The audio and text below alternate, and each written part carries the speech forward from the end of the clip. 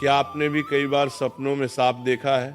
अगर हाँ, तो आप इस प्रवचन को पूरा जरूर सुने। इस प्रवचन के माध्यम से हम आपको बताएंगे सपनों में सांप दिखाई देने का क्या अर्थ होता है।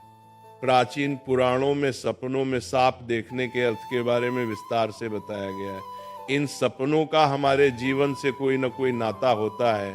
प्राचीन काल से ही नागों को पूजनीय माना गया है, और जब ये नाग हमारे सपनों में आते हैं तो हमें हमारे भविष्य से जुड़े संकेत देते हैं। कुछ संकेत तो इतने महत्वपूर्ण होते हैं कि उन्हें हमें कभी लक्ष्य नहीं करना चाहिए। इसलिए आप इस प्रवचन को पूरा जरूर सुने, क्योंकि आधा अधूरा ज्ञान घातक होता है। तो चलिए जानते हैं शिव ने मां पार्वती को नागों के सपनों से जुड़े कौन से रहस्य बताए। भक्तों, एक बार की बात है, कैलाश पर्वत की ऊंची चोटियों पर देवी पार्वती और भगवान शिव एक साथ बैठे थे। हिमालय की शीतल बयार और बर्फ से ढकी चोटियों के बीच पार्वती जी ने भगवान शिव से पूछा, हे स्वामी, मुझे बताइए कि सपनों का क्या अर्थ होता है? क्या उनके पीछे कोई गुण संदेश छुपा होता है? मनुष्य जो सपने देखते हैं, उन सपनों के क्या अर्थ होते हैं? कृपया आप मुझे सपनों के रहस्य के बारे में बताइए। भगवान शिव ने मुस्कुराते हुए देवी पार्वती की ओर देखा और कहा, हे देवी, सपने हमारे अवचेतन मन की अभिव्यक्ति होते हैं।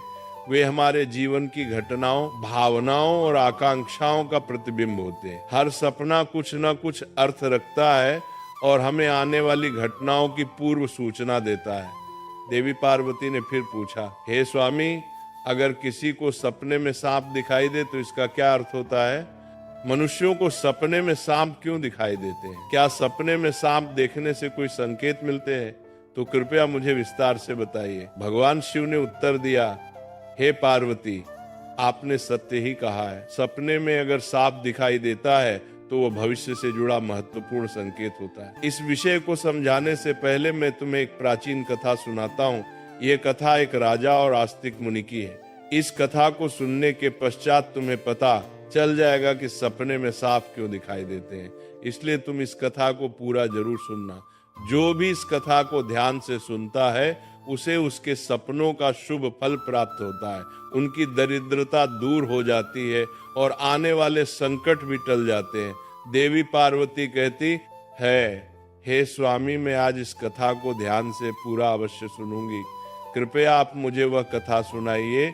तब महादेव देवी पार्वती को वह कथा सुनाते हैं। दोस्तों, अब मैं आपको वह कथा सुनाने जा रहा हूं। आप इस कथा को ध्यान से पूरा सुनिए, क्योंकि आप सपनों का गलत अर्थ भी निकाल सकते हैं। इसलिए इसे आधा अधूरा ना सुने। तो चलिए सुनते हैं वो कथा। प्राचीन समय में एक महान राजा था जिसका नाम देवदत्त था। राजा देवदत्त न केवल अपने पराक्रम और शौर्य के लिए प्रसिद्ध थे, बल्कि वे एक धर्मपरायण और न्यायप्रिय शासक भी थे। उनका राज्य विशाल और समृद्ध था और उनकी प्रजा उनसे अत्यधिक प्रेम और सम्मान करती थी। राजा देवदत्त का आचरण निष्पक्ष, सहृदय और करुणामय था। वे अपनी प्रजा की समस्याओं को ध्यानपूर्वक सुनते और उनका समाधान करने का प्रयास करते थे। वे नियमित रूप से यज्ञ और धार्मिक अनुष्ठान करते थे और वे भगवान शिव के परम भक्त थे। राजा देवदत्त की रानी का नाम सुभद्रा था। सुभद्रा अत्यंत सौम्य, बुद्धिमान और राजा की हर स्थिति में साथ देने वाली थी। राजा और रानी की कोई संतान नहीं थी, जिससे वे कभी कभी चिंतित रहते थे।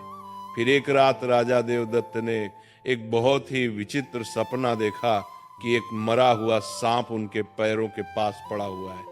महाराज इस सपने को देखकर बहुत ही भयभीत हो गए। जागने के बाद उन्होंने यह सपना रानी सुभद्रा को बताया।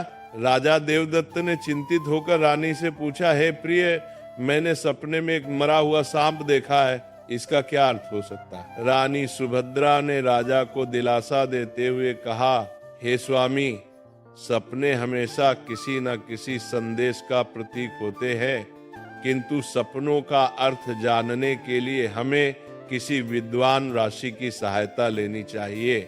तब महाराज अपने मंत्रियों को बुलाते हैं और कहते हैं, हे मंत्रियों, आज मैंने बड़ा ही विचित्र सपना देखा है। मैंने सपने में एक मरे हुए सांप देखा जो मेरे पैर के पास पड़ा था। इस सपने का क्या अर्थ हो सकता है? तुम सब जाकर पता करो। तब सभी मंत्रीगण जाते हैं और नगर में निवास करने वाले अनेक ऋषि मुनियों से पूछते हैं, लेकिन कोई भी उन्हें इस सपने का अर्थ बता नहीं पाया।